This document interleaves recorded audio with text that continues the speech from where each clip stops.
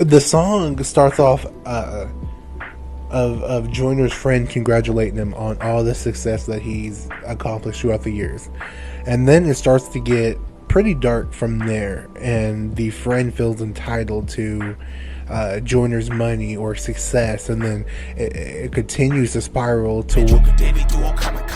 This that Batman Joker deadly duo Comic Cons. This that Batman Joker deadly duo Comic Cons. This that Batman Joker deadly duo Comic Cons. I'll pop up with that brother legs. Where is he? Nemesis is scary. Oh my God!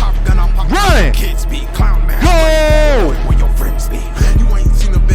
Bitch, that ain't gonna help. You should have went through that exit door. You should have got out of there. Oh my God, this is lit. Yeah, through the window. Oh, he making noises. Oh shit. Chat, oh my God, chat. Well, you went back in? Oh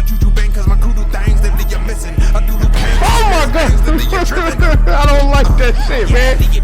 Be dumping mags and cutting bad guys in the kitchen. Punish her with a pair of stones. I snapping you missing. She wanna smash, she hulking bags. I'm in her vision. I think her spider sense is tingling cause I'm venom. Yo, it's your main man, King Castro X, coming at you guys live and direct with another episode of the Comic Cons podcast, kids. The day has come. I know you guys have seen us post about it on the Instagram. If you know me locally, I've been talking to you about it.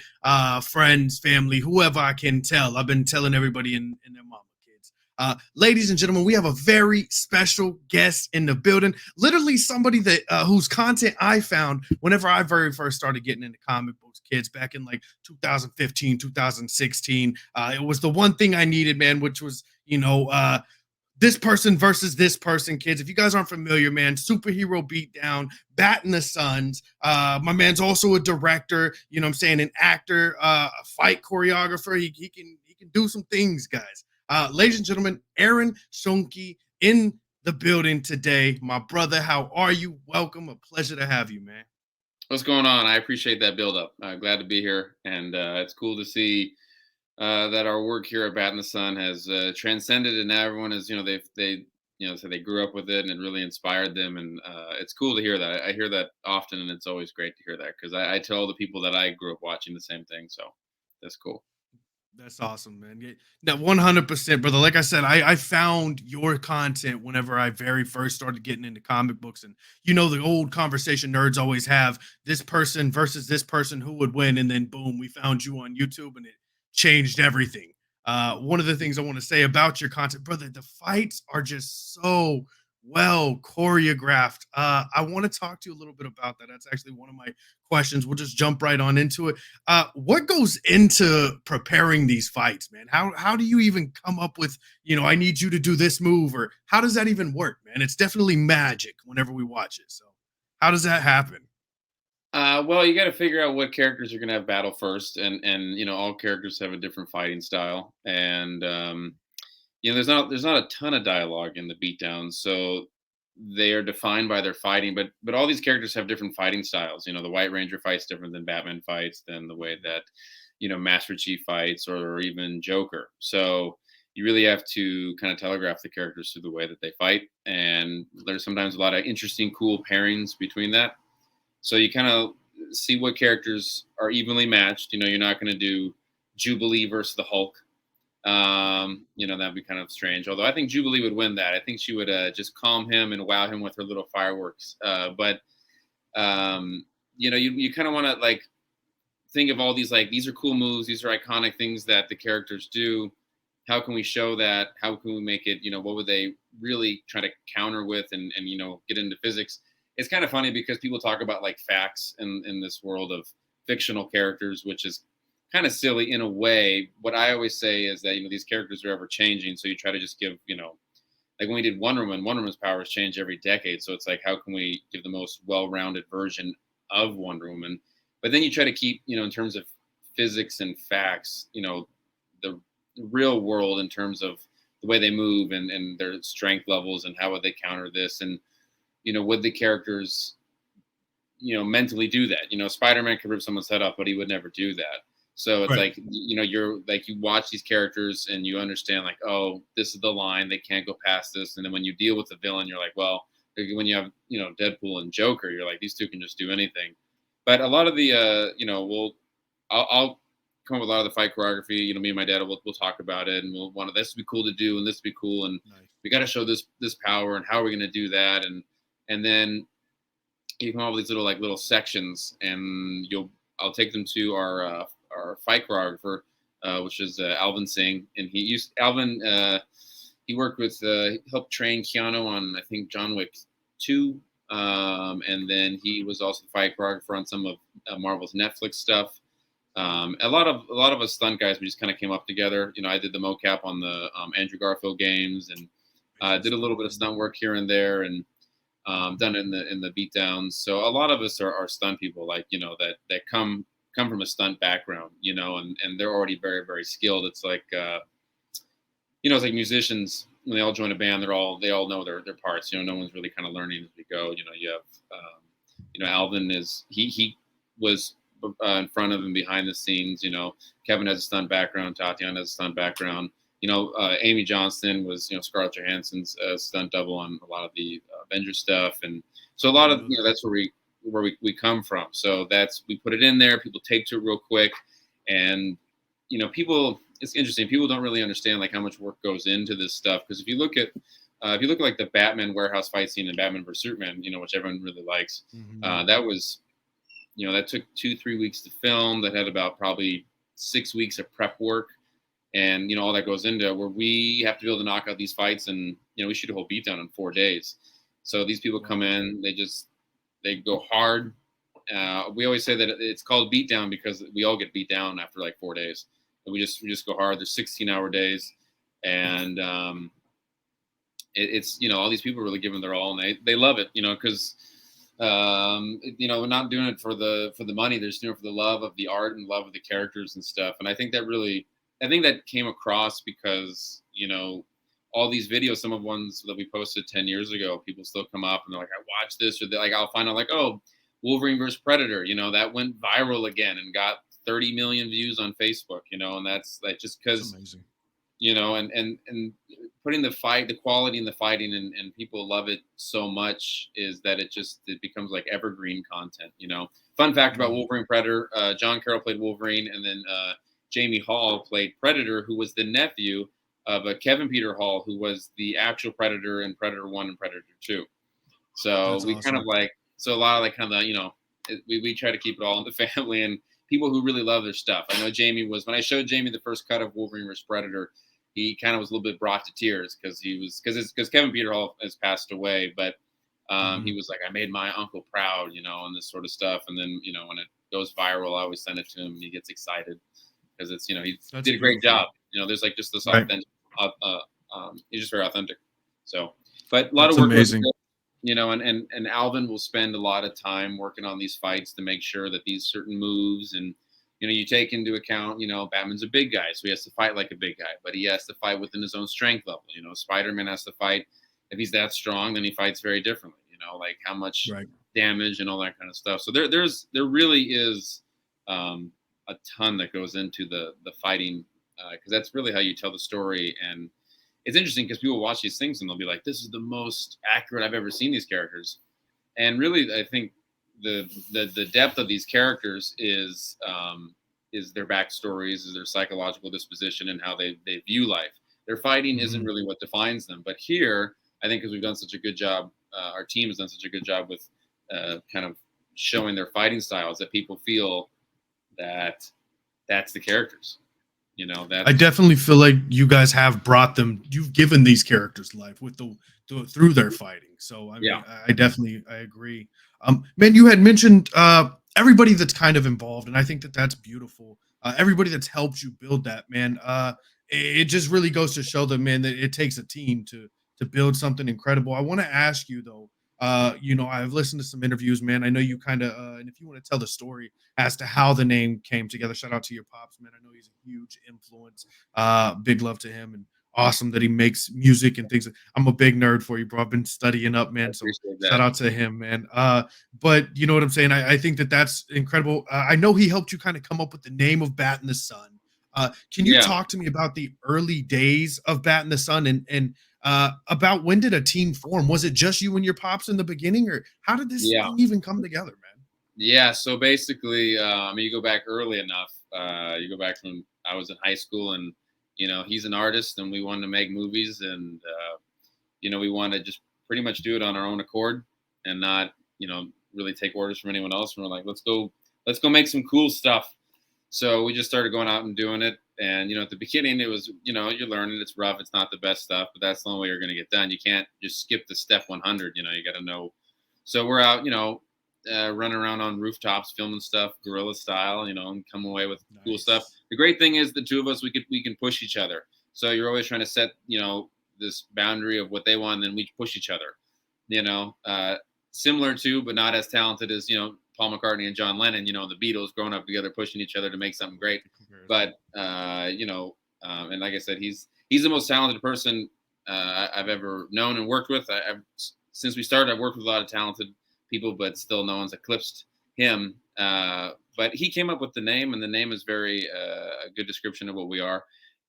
Basically, bats come out at night, but if you see bats that come out during dusk, those are the leader, hero, brave bats that are making sure that it's safe for all the other bats. So they're kind of like the outlier bats. So they're like the brave ones taking the initiative, not following everyone else. So that's kind of what a bat in the sun is. So if you ever see a bat in the sun, that's the bravest. Those are the brave leader bats, and that's kind I of what like we that. did. And he came up with that, and that's what we did in the beginning, and making these movies and just starting to recruit people, and just asking, and what happens is that the films you make, that becomes your credibility to approach new people and bigger people. And I was just talking with him today, because we're working on feature films now, and they're really blowing up. They're going to be in theaters, and it's like, how did we get here? And you're like, and people ask that all the time, like, how do I get there? And I was like, make great projects, put everything into it, and people ask, how did you get, like, how do you guys go viral, or how do you guys have 3 million subs or whatever? And I go, I don't know, I don't follow algorithms, I don't know anything about that. I go, all I know is basically when we do a project, we put 110% into it. It needs to be something that we'll be proud of our whole lives, and we just go hard on it, and that resonates with people, which then brings in more people. So that's kind of how we have led our whole career. I think that that's absolutely beautiful. So to make sure I'm understanding, man, and to echo off of what you're saying, I mean, you guys basically put your heart and soul into it. As you said, you don't follow algorithms or any of that magic. You know what I'm saying? And you just did what you felt in your guys' souls. I love that you guys started off, kind of guerrilla with it. You know what I'm saying? I think that that's so punk or metal, if you will. I think that's really Yeah. super cool. Man, so I wanted to ask you a little bit, man. Obviously we got to get into your films. I got quite a few questions, man. So just bear Go with for me it. if it's all over the place. I'm I'm excited. fine. I'm here for Uh it. you mentioned earlier on in this interview or whatever, man, how the superhero beatdowns, they're not super dialogue heavy, and that's valid. That's very true. Yeah. You tell the story through the fighting, similar to pro wrestling. I'm a big pro wrestling nerd. But shout out to Jim Morrison. I saw you guys had him, dude. That's Nice. right. We Yeah, work shout with out him to again. him. I talk to John all the time. We were just watching Roman Reigns on TV, actually. Sweet. I saw you post. Yeah, dude. Cool to see Yeah. that you rock with the wrestling. So I'm in school for it. But you know what I'm saying? You mentioned that your superhero beatdowns aren't super dialogue heavy.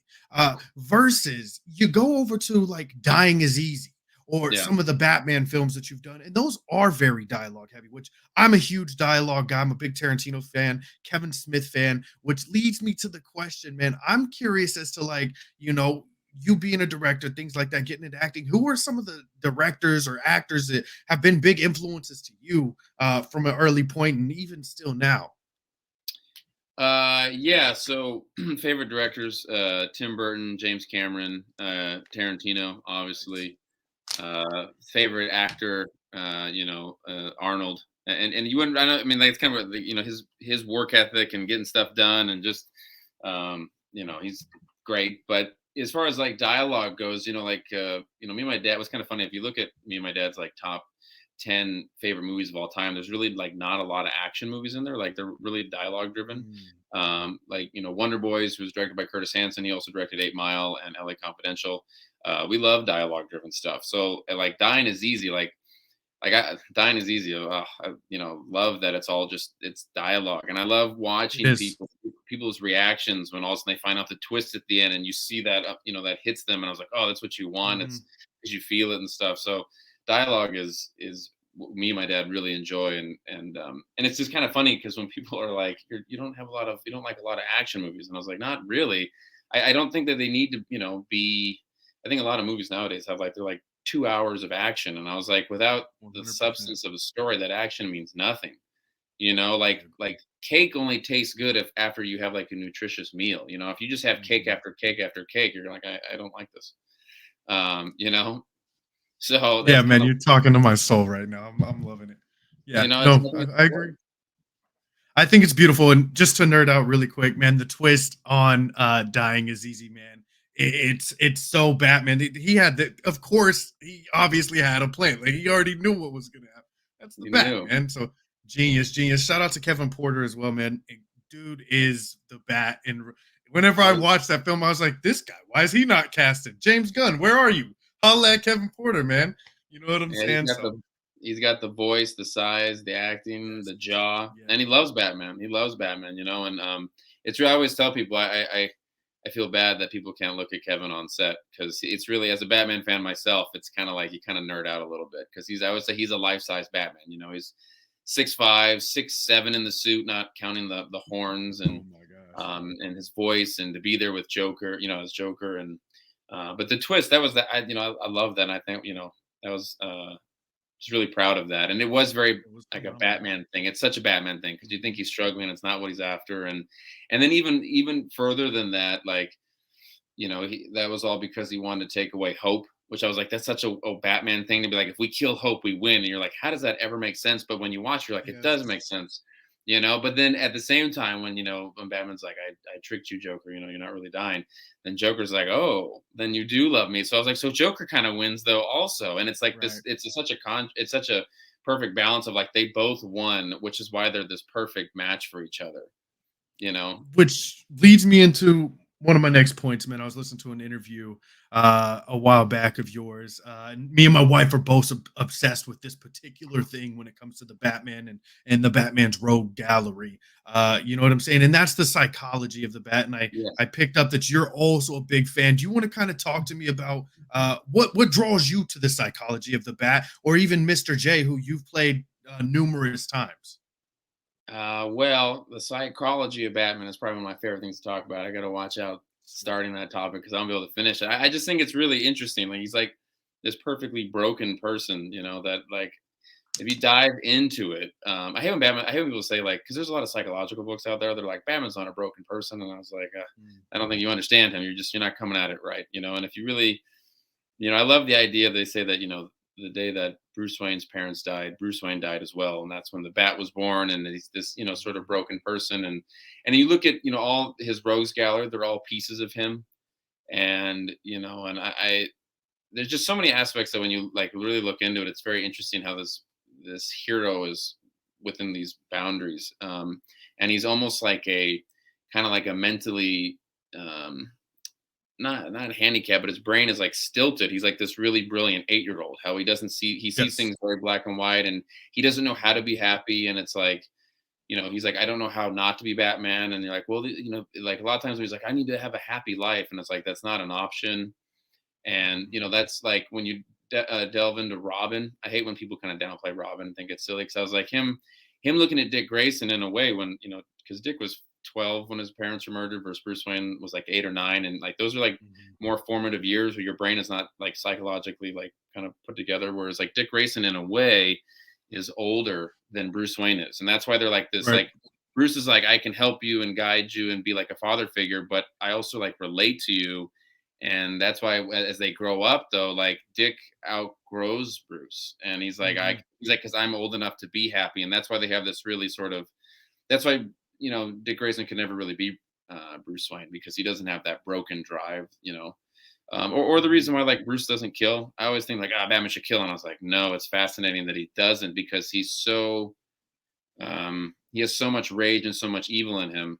I always picture Mhm. Bruce Wayne as like this little kid in his brain who has like a chain, like a leash, and there's like the big giant bat, a Batman that he's holding back, and he's like, if you kill someone, Mhm. I'll let go and I'll never get you back. And then we talk about that in Dying is Easy. He says, Bruce says, or Batman says, he goes, I'm scared of myself. I'm scared that I'll kill everyone. Because he's like, I have to, that humanity, like just that little sliver is what I need to have. And it just, all I these think that's, go ahead. You got it, brother. You got it. I'm excited. All those aspects are so fascinating about Batman that I hate when people dismiss it. Like, I don't like that aspect. And I was like, knowledge, research more, understand him more, like this is fascinating that he's this broken person that, does this. So I think his psychology is great. And I really don't like in any of the movies that Batman doesn't talk a lot. And I love that Kevin can talk, because like he doesn't need a voice modulator. He doesn't need to like yell everything. He just has like this voice, that just sits there. And I always think they should do like a Batman movie where he narrates. You don't need Batman to be a chatterbox. He doesn't need to be Woody Allen out there. But I want Batman. Right. Batman's brilliant. He's so smart. He is. Hear what he's thinking. And whenever we do our films, we always have Kevin narrate. And we wanted to do a sequel to Dying is Easy, and we would have had Kevin like narrate the whole thing, because it's just like, I want to know what Batman's thinking, because he's brilliant, but also like, you're kind of crazy though to do what you're doing. I'm glad you're doing what you're doing, but like, you're just a different kind of animal. And that's Batman psychology. I can just go all day on it, but I can talk all day about Batman psychology. No, I completely love it. I'm a huge Bat nerd. I do want to say, I mean, you're talking about him narrating and things like that. I mean, that's one of the best things about the Batman comic books is the inner monologue, the stuff they don't get to hear, but what's going on in them. You know what I'm saying? One of my favorite things currently in the Batman comics, I don't know if you're currently reading or anything like that, but he's really showing a lot more emotion. He just broke down in front of Catwoman, which, you know what I'm saying? Talking about, I love you, this and that. Read the comics, kids. But anyway, you know what I'm saying? It's crazy. You don't get that. You don't get the look inside the Bat unless you really know the character, unless you study him, and you're guys like us who know the Bat. But like that's one of the most beautiful, dark, depressing. Like, that man is hurt, and I think that's really cool that you're hip to that and that you're on board with that, man. That's super, super awesome. I had another question and I just forgot it. How'd you and thank you. How'd you and Kevin Porter come together, man? Because like I said, you found the Bat, and then question after that, just to build off of when you're around him, man, you admitted to feeling as if, you know what I'm saying, like, yo, this is Batman in front of me. My man Aaron, you've played Nightwing. You are Dick Grayson. You know what I mean? When I watch it, you bring that character to life, my friend, as well as the Joker, which is wildly creepy and crazy to me, but awesome. You know what I'm saying? Yeah, there it is. You know what I'm saying? Do you feel whenever you're around him, are there ever moments on set where you're like, oh, wow, I'm Robin. Like, I feel like I'm in this moment. Or am I wilding as a nerd here? It's interesting. I feel that more when I'm Joker, because I'm also directing, so it's kind of like you're wearing like two different hats. To go back to your first question, I met Kevin at Comic-Con. It's a great story. There's a video posted of. We actually have our meeting on video. We had just started back. We had just started back in 2003, and no one had heard of it. And we basically made some videos, took them to a local DVD processing, because that's how you had to get your stuff distributed on DVD. And awesome. And so then we went to Comic-Con, and we wore our Bat in the Sun t-shirts. Like, no one knew. We're just trying to like self-promote. I'm young. I'm 17 or whatever. And there's a guy there dressed as Batman who works officially for DC at the DC booth. And I was like, oh, that guy looks great. He looks like that guy looks, he's big, muscular. I was like, me and my dad are like, that's a good Batman. So, my dad's like, oh, well, I'll get a video of you. I'll film it. You guys go up there. And I walk up there, and Batman looks at me and he goes, Bat in the Sun. He goes, I know your films, which is wild because Kevin as Batman was the first person to ever recognize us as Bat in the Sun. So I looked at my dad. I was like, he knows who we are. I was like, how is that possible? Like, because he's Batman, I guess. And so, but what happened was that he knew someone that worked at that DVD company thing, so he ended up having to see our stuff. So just kind of like, it's very serendipitous or synchronicity. And so that's how we ended up getting to know Kevin, and we known Kevin for 20 years now. And I mean, being around Kevin's very like lighthearted and silly and stuff like that. So he's not like, dark and demeanor. It's always funny when we go to conventions. People are like, oh, you're really nice, Kevin. And I'm like, he's like, I'm not actually Batman. He's like, I'm a person, but him on set though. And I always tell people when you get to see Kevin on set, it's a really cool I wish that other fans could enjoy it, because I always say Kevin's a life-size Batman. He's very like you just feel Batman. You just feel he's the right height, the right size, and so forth. The funny thing is, I don't really get to experience myself as Joker. Other people do, and we brought on a lot of new crew when we did Dine is Easy, and then when we did Legend of the White Dragon, which is what we're working on now, and we brought a lot of the crew back on. A lot of people came up to me and they're like, Aaron, they're like, you're not as creepy or as weird as I thought you were. And I was like, I was like, what do you mean? And they're like, well, when we did that, you were Joker, and then when you would direct, you would still be like half Joker, because when you're Joker, you're very weird, and your voice is a little more here. So if you're like, let's bring that light over here and a little more, you don't realize that you're doing it. Also, I have all the makeup on, and I lost like 30 pounds to play Joker. I'm normally very like surreal. 6 foot, 170, got down to like 140. So I'm really like very gaunt and skinny, and that's why you do it. But it's just weird. And then, because in my mind, I'm Aaron directing, you take, but then a lot of people are like, you're like, it's kind of weird though. Cause you're like, you do these performances, where you're all into it. And then you just look over and like, oh, move that light over. And then you're like, okay, that's kind of like weird for some people, but I think it's fun. I mean, it's all great. So, it's just all a wonderful, blessed time, but it's just a great crew, great team, to be able to do all that. I think that's incredible, man. That leads me into another question. You mentioned how, as on set, people, feel the presence of your Joker, basically, man. Are you a method actor, or how do you act, man? Do you stay in character? How does that go? Especially juggling director and actor at the same time. What's that like? That is tough. Directing and acting is very, very tough. I had to do it on A Legend of the White Dragon. I played the villain in that, a different kind of character, and it's a lot, because you want the acting to be good. You don't want to just show up and be like, me, I can act. Let me put myself in everything. It needs to be like, you need to be really good. And as a director, it's like, I want whoever gets that role, whoever's the Joker, he has to be great. And I'm always saying, if someone can do a better Joker than me that we can find, then like use that person. But it's hard. It's very hard to live in both worlds, because you have to, you're trying to like commit 100% to this, but then also commit, and then my dad will help direct alongside me, and that's a huge part, which helps a lot, because I'll reference, I have a video of this and I have to really show it, but the scene in Dying is Easy when Batman's choking, Joker at the end, and that was a real chain, because it's like a close-up, so we're like, we got to commit to the real chain, and it's really pretty. It's kind of like, it's a little tight around there, and we did a take, and my dad, he came up, and I just knew he was going to say it, and he goes, it doesn't look real. He goes, it doesn't look like you're being choked. It looks like we're babying it. And I was like, yeah. And he's like, we gotta go harder. And I was like, all right. So I'm a stunt guy, I know where to hold it and whatever, and we really like went through with it, and but it's just things you get to have people catch. There's part of that take though where I kind of like lose consciousness through that take and then come back. If you watch the full take, we do 2 takes or 3 takes within that session there, and like the middle one, I just kind of like just drift off, and I was like, hold on, let me just let a little blood back in my head, then we'll go again. But he'll always come up and give notes and different things, so it's very, very helpful. But it's tough though. I try to be as, I don't want to say method. Whenever I hear the word method, I always think of like Daniel Day-Lewis and all these like amazing actors that I wouldn't even, I couldn't, compare myself to. But I try to do the best that I can and do everything that I can to make it great, and listen to a lot of people and different notes, because what you perceive is one thing, and then other people tell you other things. So. Definitely, man. Well, I think that's. I think you do an incredible job. Obviously, you're killing it, brother. Keep cooking.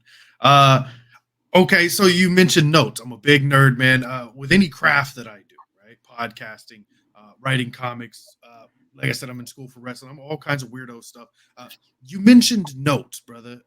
Talk to me kind of about the things that you've studied as an actor to kind of polish and critique yourself, make yourself better. Or is that a thing you do?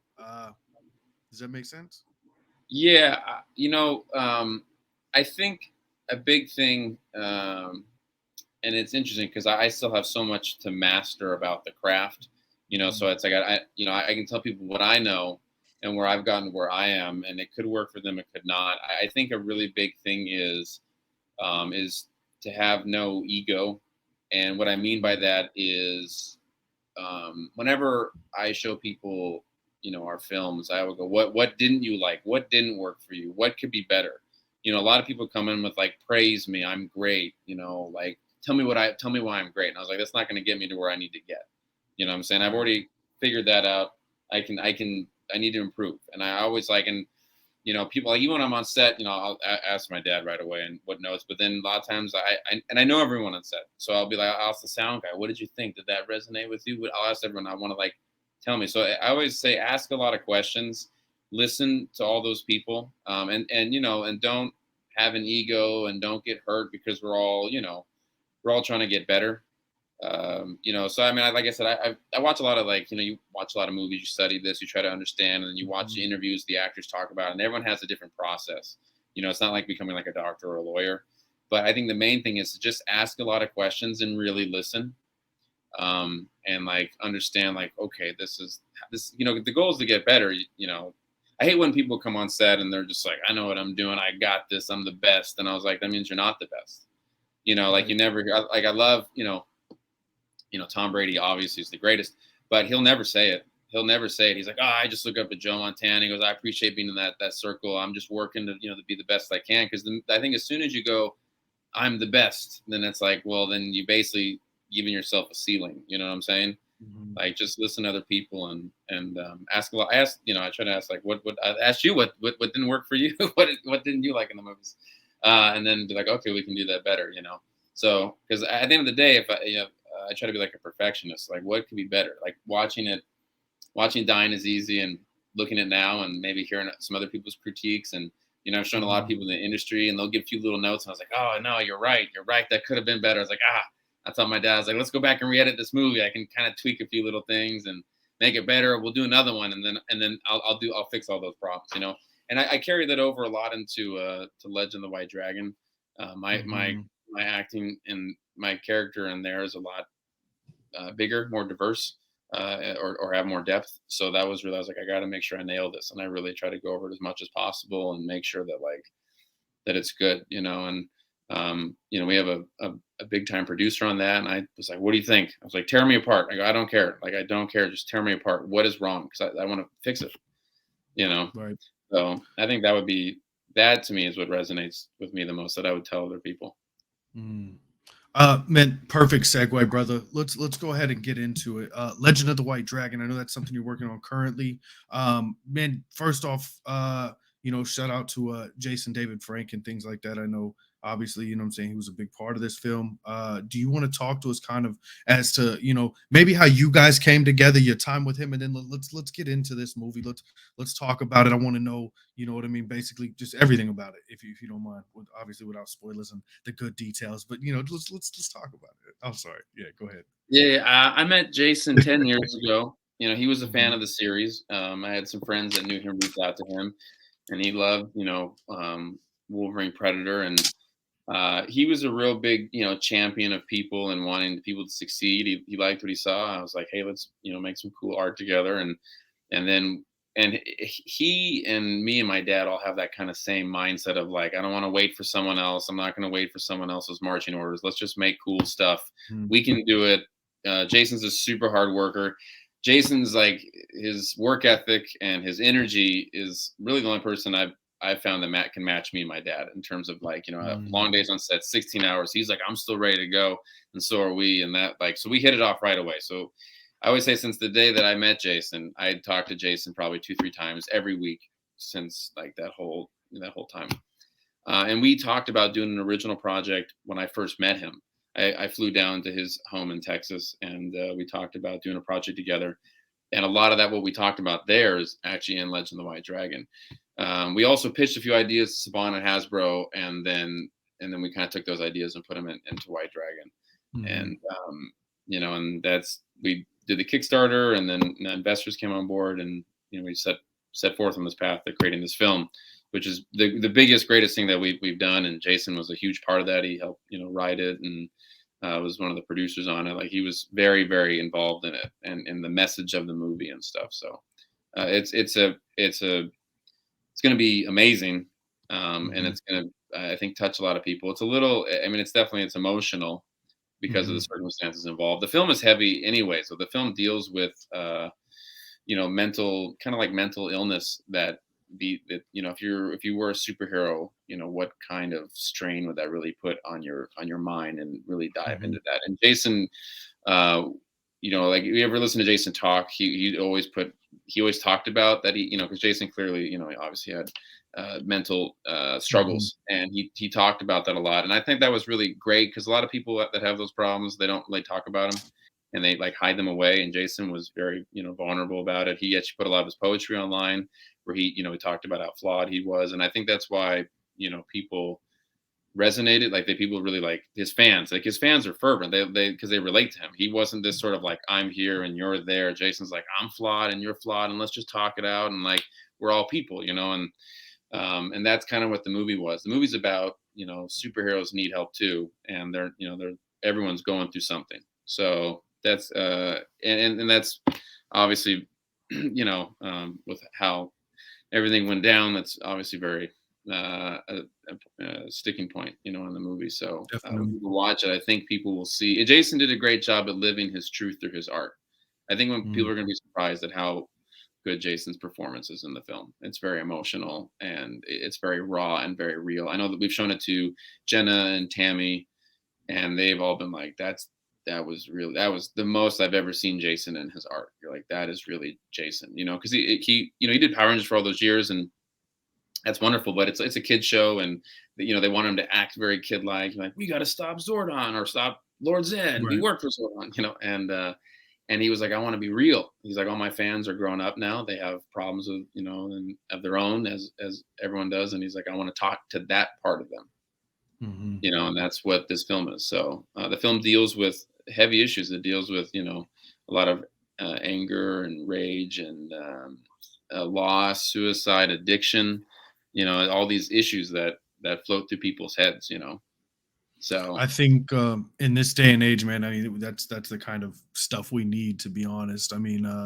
not to segue off into anything, but just to, to add on, you know what I mean? Like with Joker, you know what I mean? The most recent Joker movie, it dealt with a lot of mental health issues. We got a lot of mental health problems going on these days, man. So the fact that you guys, we're firm in that, I think that man, that's beautiful. It's going to help out a lot of people. A lot of people are going to be able to resonate, man. I'm the type of guy, when I watch a film or even listen to a song or read a comic, like, it hits me, and I'm sure you're the same way. Like it sometimes those movies stick with you, and they help you make differences in your life. So I think that's what this is going to be. And it sounds absolutely incredible. In regards to cameos and things like that, I got to get into some of the, the dorky stuff, the fun stuff, man. I hear, word around the block is we might have some cool cameos in the film. Yeah, there is definitely some cool cameos, some cool people in it. I mean, I think I don't think we have any. I'll be honest with you, I don't think we have any secret cameos. I think they were all in the trailer. I think they're all out there. So I think people know, but I guess maybe they don't know. I don't know. There's a lot of Jason wanted to do, like you said, it's serious, but also, you want it to still be fun and entertaining, and it still has, fun, lighter parts. And Jason wanted to bring in a lot of his friends involved with it. And, like we have Mark Dacascos in it, from John Wick 3 and Brotherhood of the Wolf. And Mark's on a bunch of he's on, I think, Warrior and like the new Bruce Lee show. And David Ramsey's on there.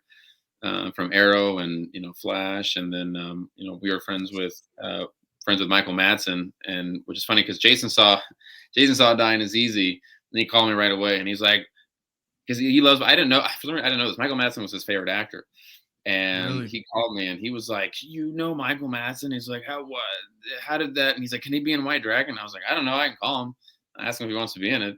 He's like, call him. So we basically wrote the scene where Michael Madsen and Jason have this scene together. Really emotional scene. I think it's probably the most emotional, really well acted. Like it's a heavy scene, and Jason was really present in the scene, and so was Michael, and Jason.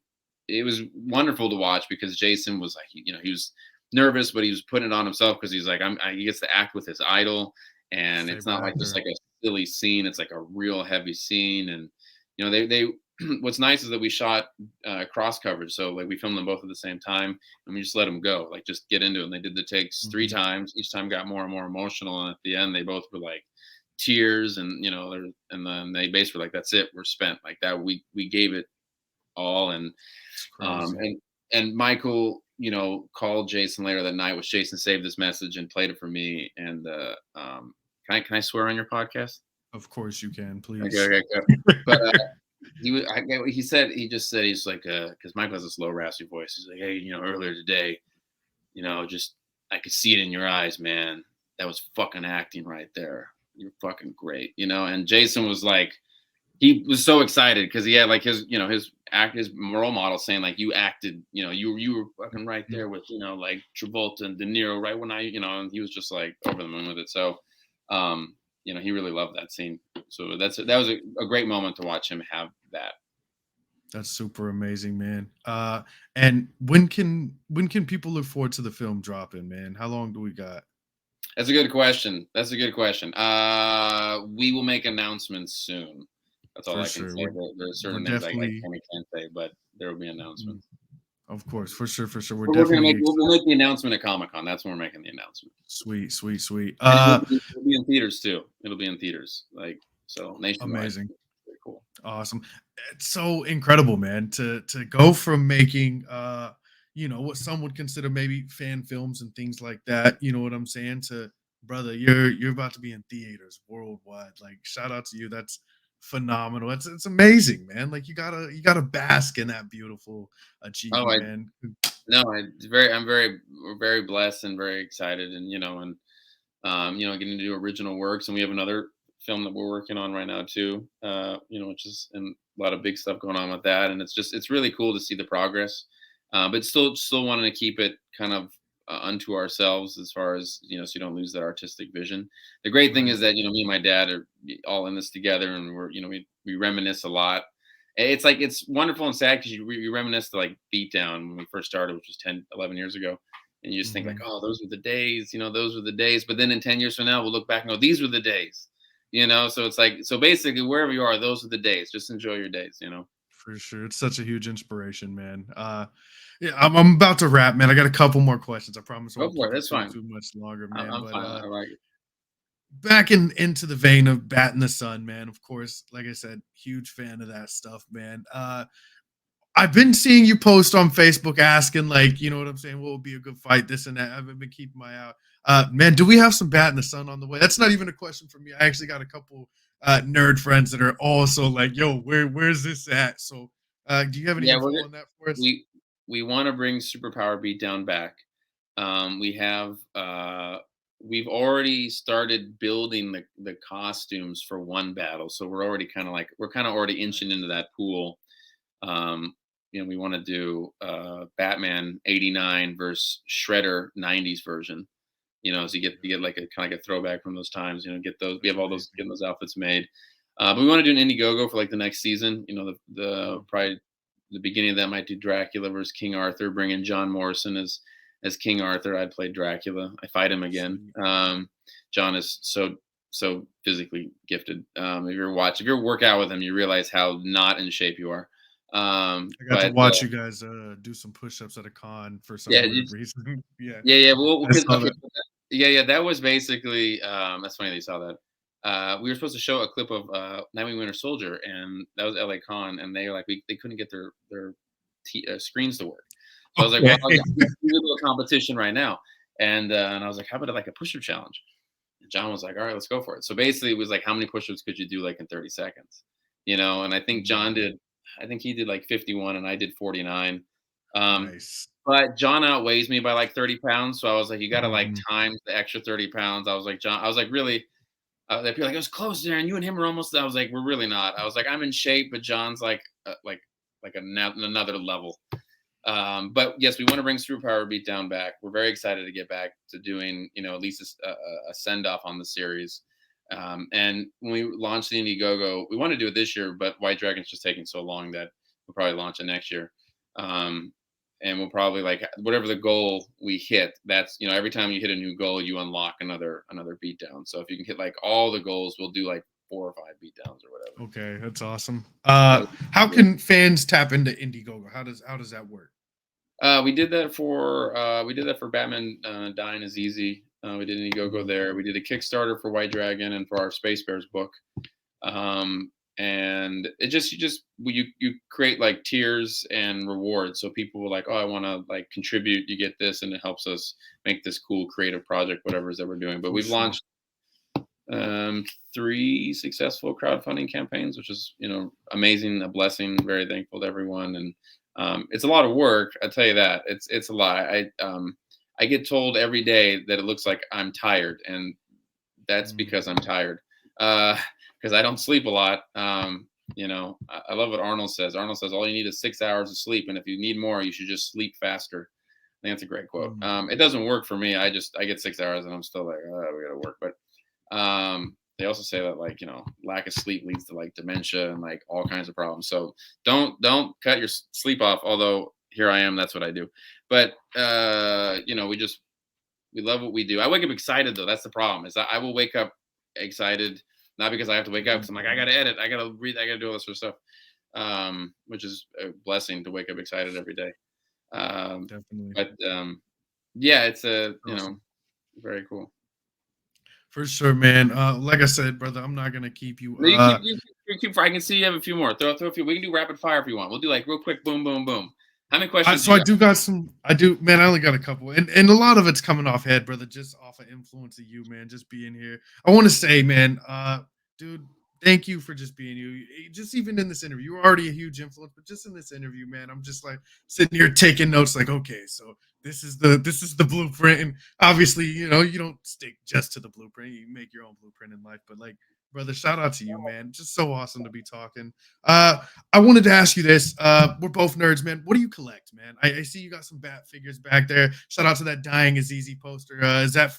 Do you have that for sale, like on a website or something? Can people get that? They were available through the Indiegogo. They were all through the. Okay, cool. Awesome poster. What do you collect, man? Like, what's in your? What do I collect? That's a question. Gotta know. Yes, sir. Well. We're big collectors, actually. I figured. I had a feeling. We're big collectors. I grew up loving action figures. I love them. I still buy them. Me and my dad are out and we'll see a Target. We just did this today, and I was like, let's go to Target, and he's like, action figure aisle, and I was like, hell yeah, the new X-Men toys are out. Let's go over there and see if they're over there. It's like recapture that youth. But we bought. Yesterday, my dad he buys a lot of older comics from like his day and age, from like the 60s and 70s when they were like 12 cents 15 cents, and buy a lot of statues. I should tell you the Toys R Us story. Please. So this is how crazy we are. Toys R Us went out of business, which was like heartbreaking for anyone that grew up like in the 80s and 90s, which is when I grew up. And I have so many memories of my family taking me to Toys R Us, especially my dad. That I'd see him on the weekends, and we'd go to like Toys R Us and pick up the figure. Like that's like a big deal. Like I don't know, like a lot of kids understand that, but like that was everything. So when they were closing, I was like devastated, and all the stores, all the places were closed. So our local Toys R Us, I just asked the manager. I said, "Well, what are you gonna do with the big Toys R Us letters out front? Those big 6 foot by 6 foot Toys R Us letters." He's like, well, we shut everything back and tears everything down. I'm like, you're going to throw those away? He's like, yeah, we just break them down, throw them away. And I go, well, can we hire a sign remover and have them? And they're like, I guess. So I was like, all right. So then we rented a sign remover and got a big U-Haul. And we had the letters are huge. They're so much bigger when they're on the ground than when you think. They're literally like 6 feet by 6 feet. And we put them in a big giant U-Haul, and we took them to our film studio storage, which is where they are till this day. And Kevin helped us unload these things. And there's a photo of us just pushing these things in there. And we want to get them. They're huge. They're gigantic. We want to get them. We haven't had time, but we want to get them kind of done all the electricals, like get all the electricals redone on them, and get them kind of nicely done. And then we want to put them in the very back of our backyard. So when you turn the lights on the backyard, it just says Toys R Us back there.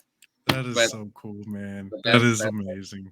That's how crazy we are. Then next, my dad wants to somehow get a life-size T-Rex and put it in our backyard, which I'm all for. It's funny. I was at, this sounds so silly, but we were at the New York Museum of Natural History, and they have all the dinosaur T-Rex skeleton there. Which those aren't the real skeletons. They have the real ones below. They keep like these kind of like molded resin ones up top. And I took a picture and sent it to my mom, and she just replied, "Don't try and buy it." And I was like, I just asked the guy how much that cost. Not that I could afford it. I was just like, how much is this T-Rex? He's like, oh, this was $300,000. I was like, okay, so not for sale then. Great. But I was like, I had to ask.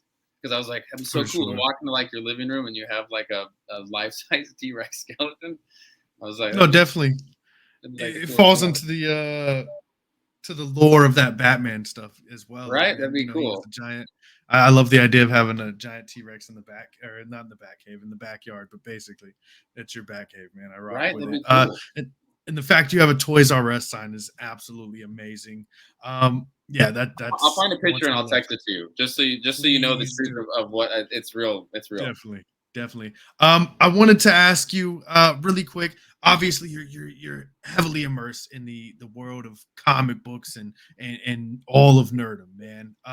Do you, first question one? Like I said, not too long. I'm not gonna keep you too long. But question one, man. Are you a comic book reader, or what are some maybe Batman comic books just over time? I'm sure you've picked some up that have spoke to you and stood out to you. I'm not insulted, but I'm insulted that you asked me if I'm a comic reader. Come on now. Because a lot of people get to a certain point, man, and then they don't read any. So I didn't know, but I'm happy to hear. I don't. It's funny. I was at a comic shop today and yesterday, but I didn't buy any comics. I haven't read a ton recently. I'm trying to think the most recent one I read. I think it was Spawn versus Batman, the new one that they did. Nice. I don't have a lot of time. Like it comes down to where I was like, because a lot of the TV shows like Star Wars and Marvel shows, like, have you seen those? And I was like, I'd rather sleep because I need more of that than I do need to watch that. So, but as far as like going back, I've read Long Halloween probably 10 or 12 times. I have all the editions from. What's funny is I have like they've done like the absolute version, they've done like the reprinted version, like the hardcore version, the oversized version. But the original trade that originally came out, I have that. And what's funny is whenever I reread that trade, that's the one I always reread. I always read the one that just is like kind of like all messed up. I read Superman for All Seasons. I reread that a lot. I'll read Batman Year One, Dark Knight Returns, Bruce Wayne Fugitive, Batman Haunted Night is one of my favorite. Batman Tenses is not that bad. A lot of Ed Brubaker stuff was good. Devin Grayson stuff was good. My favorite writers of all time is Ed Brubaker. So Ed Brubaker, awesome. His run on Batman was great with Scott McDaniel as the artist. Which a lot of that was Bruce Wayne Fugitive. I really liked Straczynski's run on Spider-Man. There's a part that got a little weird in the middle, but the beginning and end was really great. Craven's Last Hunt was really good. Batman Going Sane with the Joker, which actually was written by the same guy who wrote Craven's The Last Hunt, was really good. I'm trying to think what other. I mean, there's a bunch of books that I'll go back and like, oh, it's great. Obviously like the classics, The Killing Joke, and certain books. There's certain books that I don't like that I think are overrated. Hush, but Nice. But although I love Jeff Loeb is a great. I've met him quite a few times, and he's very, very talented. Paul Dini, the animated series, I think is some of the best stuff ever done on Batman. But I read a lot of. I mean, I probably have from like I started reading comics during Nightfall, and nice. Then I actually just picked that up for the first time in my life last weekend. So just started reading it. And there's a precursor to that written by Chuck Dixon, which is Batman Venom. If you haven't read that, it's where Batman becomes addicted to steroids because he can't save. He basically is not strong enough, and he can't save this little girl's life, so he puts himself on like kind of like these drugs, and then he can't kick them. And it's a really cool. Chuck Dixon does a good job, and that is what leads into Bane. But I read from Nightfall pretty much all the way up until maybe about like 2 years ago, like where I was reading like every week or every month. I was like going through like Judd Winnick with the Under the Red Hood, and when Andy Kubrick and Grant Morrison, who I was not a big fan of Grant Morrison's Batman run, although he's a great writer. His Fantastic Four run was much better. His X-Men run I like better. He just writes a lot of weird science abstract stuff, which I don't like for Batman personally. I'm not saying that his run was bad. I just didn't like it. I like when Batman's more grounded, more like real. and not and less gimmicky. I love when Paul Dini came back and did Heart of Hush. That was really good. And I also love No Man's Land. No Man's Land was really cool to see Batman kind of broken down and having to do that. The ending of that, like how that ended with Huntress and Sarah, Gordon's wife at the time, or yeah, they were married. That was a great one. So yeah, I've definitely have read, and I try to reread these books every so often. But there are like about 10 books that I will make sure I reread every year, and Long Halloween. That's awesome, man. Paul Dini's and Alex Ross's oversized books, War on Crime, Peace and Art, those are fantastic. I recommend those big time. So Sweet. No, that's awesome, man. I'm happy to hear that you're, you know what I mean, one with the Bat books, my brother. You a fan of Dark Knight Returns by any chance? Or is it I've seen the animated movie. I went to the premiere of that actually, and I've seen that movie like 3 times. I think it's probably the best animated Batman film in recent years. Mask of the Phantasm, Batman Beyond Return of the Joker is really, really good. But the book, I just bought the oversized book. I have it. Let's see real quick. Do I have this right here? Which one is this? Nice. Let's see. I think I have the oversized book here. I do. Let me see if I can move all this. Let me show you like how much I have this. Just random stuff I have everywhere. Like I'm moving the stuff that I'm moving out of the way here. Like I just have random stuff here. That's all right, Flash man. figure, Ryu figure that I helped design for Hasbro. That's A super bunch cool. of comic books. But I just got this, which this is like these big oversized books. I just got this like literally like a month ago. It's so big. It's like all the proofs, like this big thing. Oh wow. It's huge. Oh wow, that's so dope, man. Yeah, that's really cool. Yeah, that's amazing.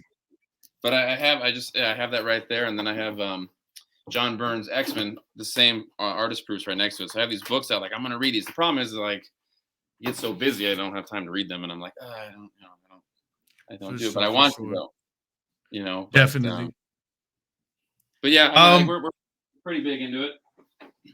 No, that's amazing, man. No, brother, I just appreciate you taking the time, showing me all of this. I'm kind of nerd struck now at this point. I'm just like, dude, I'm getting to look at man's collection, and everything. I'm just having the best time of my life, bro. So I got a question for you. What is your favorite Bat in the Sun project? So my first one was you know what I'm saying, Spider-Man versus Darth Maul. And I'll tell you my reaction. Okay, so first off, amazing. Yeah, amazing. I love these posters, bro. These are so dope. You know what I'm saying? So I didn't expect what happens in it to happen, right? I know there's an alternate, you know what I'm saying, as well, which is so cool. You guys do that. Everybody wins that way. You know what I'm saying? Both fans. And the endings always they make sense. They're logical in the world of obviously the made up, you know what I'm saying? But so my reaction to it though, when Spider-Man's head gets cut was just, oh my god, like my heart couldn't handle it for a second. It was insane, man. So that was my first one. My favorite is probably I'm a big fan of Kevin Porter's Batman, bro. So I really wish that man could get casted in like a big bat for like we need that, dude. I think he'd be amazing. But potentially either Batman versus Joker or not Joker, Batman versus Deadpool. Sorry, super awesome. Or I really enjoy Nightwing versus. I'm a big Jim Morrison fan, so Winter Soldier. I just thought that fight was just intense. You know what I'm saying? Fast going, like it was nice. So both of those were really awesome. Wonder Woman versus Wolverine is really brutal too, dude. Like, yeah, shout out to both of them. You know what I'm saying? I thought that was phenomenal. So yeah, I don't know. I got to pick out of 3. You know what I'm saying? Those are my top. Well, I'll say that I think Wonder Woman Wolverine was probably the hardest beat down to shoot. Honestly, Really? that one or Spider-Man versus Darth Maul was probably the hardest. Yeah, shooting on the sand in the sun was just brutal. Long days on that, and everyone was just working on sand all day is really exhausting.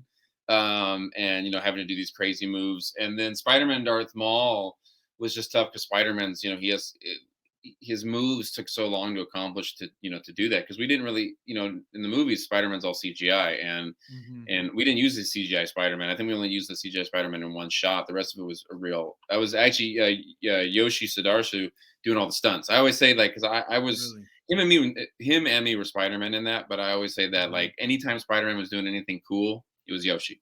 because Yoshi is just phenomenal. He's just in such great shape and doing all those flips and all that kind of stuff. But that beatdown, I think, has one of, if not the coolest thing that we were able to accomplish or cameo, and that was having Stan Lee in it, which is amazing, because Stan didn't cameo in a lot of things outside the Marvel movies.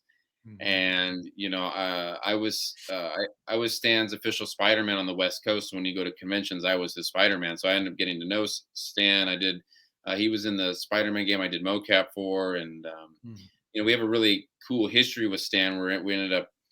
It was weird because me and my dad we've gone to 28 Comic-Cons in a row, San Diego Comic-Con, and for a lot of times we never met Stan. Like, it was like, man, we never meet Stan. And then I ended up working for Marvel as Spider-Man, and then I was working with Stan because everyone liked my Spider-Man. So then I ended up working with Stan, and it was kind of funny is that he'd always show up and I'd always be in costume. So then I was like, he never got to see what I look like, but I'd always point. I go, Stan, I go, say hi to my dad. My dad's right over there.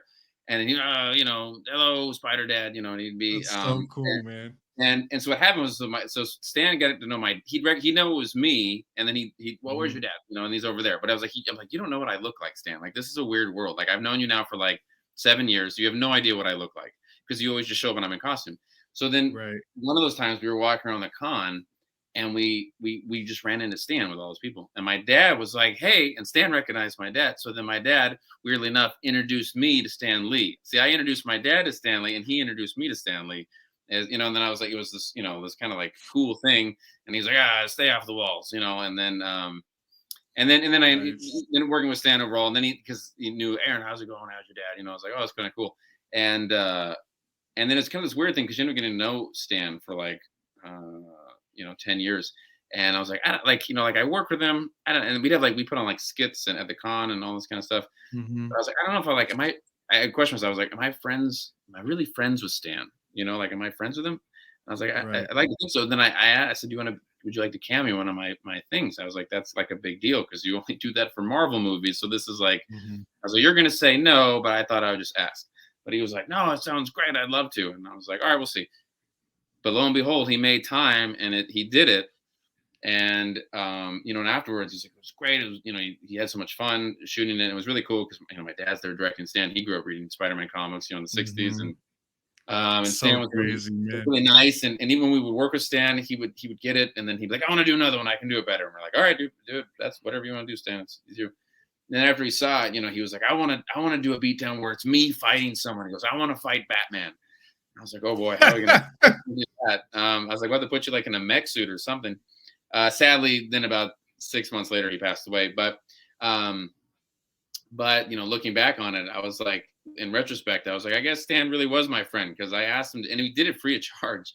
He just came down, did it, time, and I was like, that was pretty cool.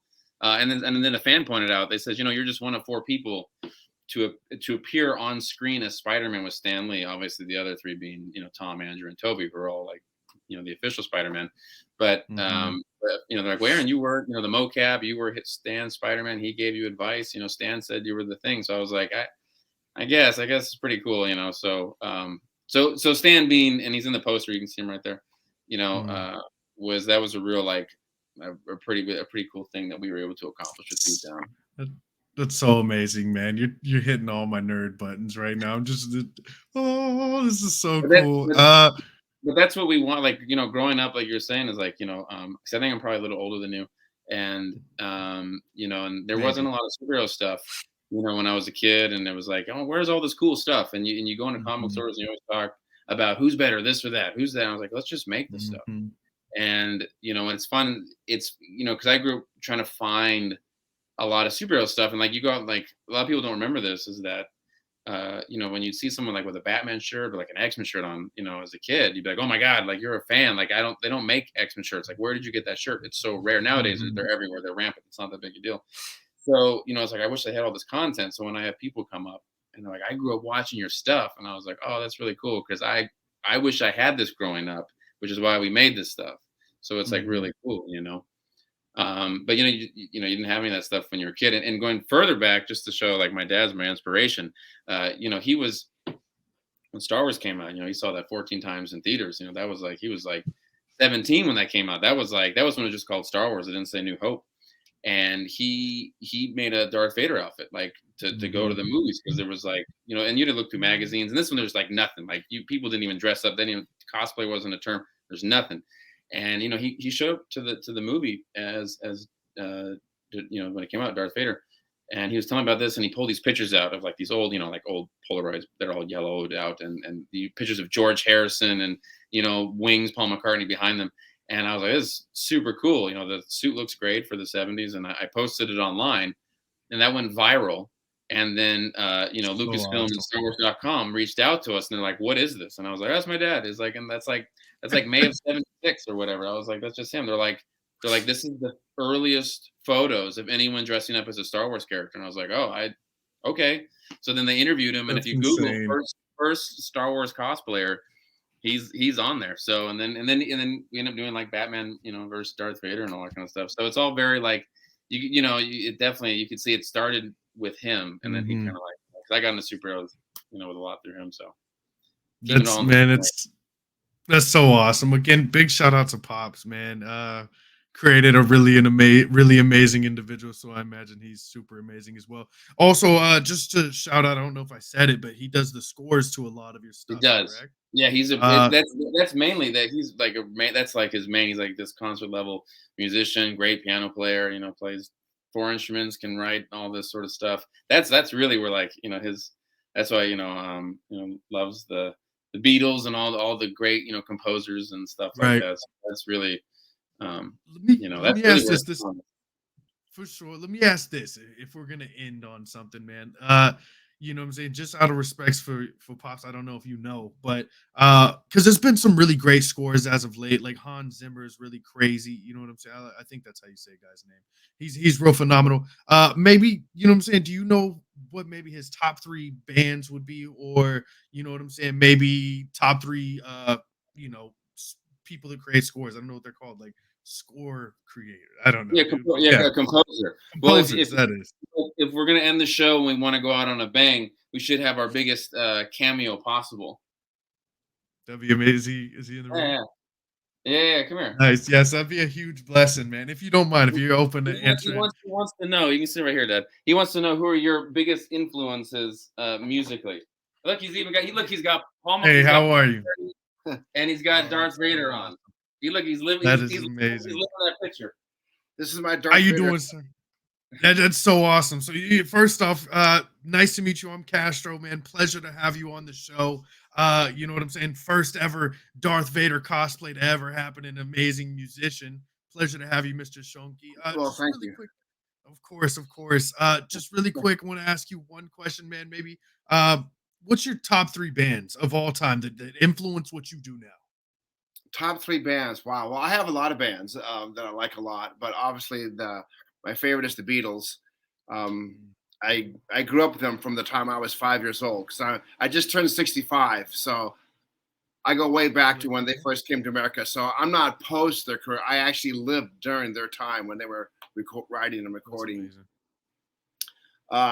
Other bands that I like a lot, gosh, just a lot of rockers, I like a lot of different styles of music. I listen to a lot of jazz and classical, not just popular or rock music. I listen to a lot of composers, soundtrack composers like John Williams. That's awesome. Other bands that I like, there's a band called 10cc that I was a big fan of. They were a British band. They did the song "I'm Not in Love," which was featured in Guardians of the Galaxy. Oh, that's amazing. It's the song "I'm Not in Love," and I got to meet them one day, and I told them, I said, "Hey, that's a great song. I love your song," and and I got my photo with them, so it was a big moment. Other bands, I would say I like all the bands of the 70s. I think the 70s was the best time for music. I mean, 60s is when the Beatles were, when they exploded and just kind of like influenced everything that was going to come in the future. But it really didn't hit its full creative bloom, where everything, all the composers and writers and singers were it was just like raining great music. Just music was everywhere. You know, That's awesome. It was Fleetwood probably an Mac, and amazing era. To live. Supertramp, and there was Zeppelin, and there was the Who, and I used to just go on and on and on to all these great bands. And That's when John Williams was exploding too with Jaws and Star Wars and Superman. yeah, John Williams. Well, yeah, he's phenomenal composer. That man is 80 years old now. And He's 91, I think. oh, I think something like that. So That's awesome. Let me ask you one last question. I promise I'll let you guys be. Man, when creating your scores, and I'm sure this is a silly question to ask, the how do you do that thing? But basically, man, whenever do you watch the movie whenever you're composing, or how does that work for you? yeah, Aaron will give me the edit of the whole movie. You know, like the beatdowns were a lot of fun to do because each one was about 10 minutes long, so I can really concentrate on the characters. You know, I try to do something that kind of represented each one of the heroes, you know, because each one's a little different. So, you know, Spider-Man needs kind of a Spider-Man theme, Batman needs kind of a Batman theme. So I did come up with original scores, and they start usually on the piano. I'll sit at the piano and just kind of like find some notes, you know, and I know my way around pretty well on the keyboard. So I'm just writing from just harmony and melody, kind of trying to find the right tones that are kind of like dark and kind of like, you know, edgy. And then I have a whole computer software system, you know, Pro Tools, and I can then arrange all the instruments to fit the melody that I worked. But that's pretty much how I do it. That's super awesome. Who's your favorite superhero to compose for? My favorite superhero? to compose to, like all the I guess all the themes that you've done. Oh, you know, it might be Batman. You know, because it's just dark and gothic. You know, I love his Batman theme. I think his Batman theme, I would say this. I think that his Batman theme is the best. And the why I say that is because I think it's the most emotional Batman theme. Because his Batman theme is called Broken Child. That's actually what he named it. Yeah. So I think it's the most emotion in it. I mean, there's a lot of great Batman scores that have been out there. Shirley Walker, Danny Elfman, all top tier. You know, but we tried to, even though we were using someone else's intellectual property, you know, we don't own Batman, you know, Warner Brothers does, but we tried to put as much originality, our own spin on their character. So we came up with our own bat symbol, kind of our own costume, and same thing with the music score. The music score is original, and it was a lot of fun doing that. So we tried to, you know, I think it kind of resonated with a lot of people. It kind of felt like it was different and. Yeah, try to be as much original while still being as authentic to the character as possible. That's awesome, man. Well, you guys both have just created amazing work. Mr. Shunki, thank you for all that you've done. We'll get back to Beatdown. I miss Beatdown. Our crew that works with us, they keep saying, hey, when are we going to get back to doing Beatdown? Yeah, we'll do a few more. We just got to get past these features, which we're excited about. But then we'll find time and we're going to announce like maybe 3 more coming up or something like that. But it'll be fun. I can't wait. We're super excited for it. Gentlemen, like I said, I tried not to keep you guys. You guys allowed me to. Thank you. So nice to meet you, brother. Aaron, do you want to plug up anything before we go here, man? Just follow us on all our socials. You know, just check out our stuff. Enjoy it. You know, that's what it's there to be. You know, like I said, I'm not big on I try to do too much of that. Just enjoy our content. You know, it's out there. And you know, that's the main thing. It's all one big, you know, superhero art community. And like I said, I love when people say it's inspired them. That's like the coolest thing ever. So brought people joy, you know, that's like what you want. So that's very cool. So for sure, man. Well, brother, thanks for letting me meet your pops. That was amazing too. This has been again the coolest freaking interview ever, man. So super awesome to meet you, man. Give me one line. I'll give you a Joker real quick here. I'll give you a Joker, then I'll say goodbye to you as Joker. Say I hate to be one to rip from a movie, but can you hit me with like a why so serious or something like that? Or yeah, I can do that as my Joker. Okay. Just with a little dialogue leading into it or something like. You know what I mean? A little story. A little story. All right, let's hear it. I'm doing too much now. No. Well, I'd just like to say that I'm so happy to do this podcast with you. And it wasn't at all so serious, because I would say, why so serious, my friend? So That's there incredible, brother. That was absolutely amazing. I got chills. That was the my first interaction with the Joker ever in real life, and I'm terrified. That was beautiful, brother. Thank you so much again, man. Pleasure to have you, man. Amazing interview. Hopefully, we can have you back on here one of these days, man. Until next time, kids, check us out, Comic Con's podcast on all streaming platforms. Follow us, subscribe on YouTube, all of that good stuff. Check out Batinthesun, of course, man. They drop so much amazing content. Legends of the White Dragon on the way. Kids, stay tuned. Until next time, collect something. Yeah, we're out of here, kids. Thank you so much. Peace. See ya.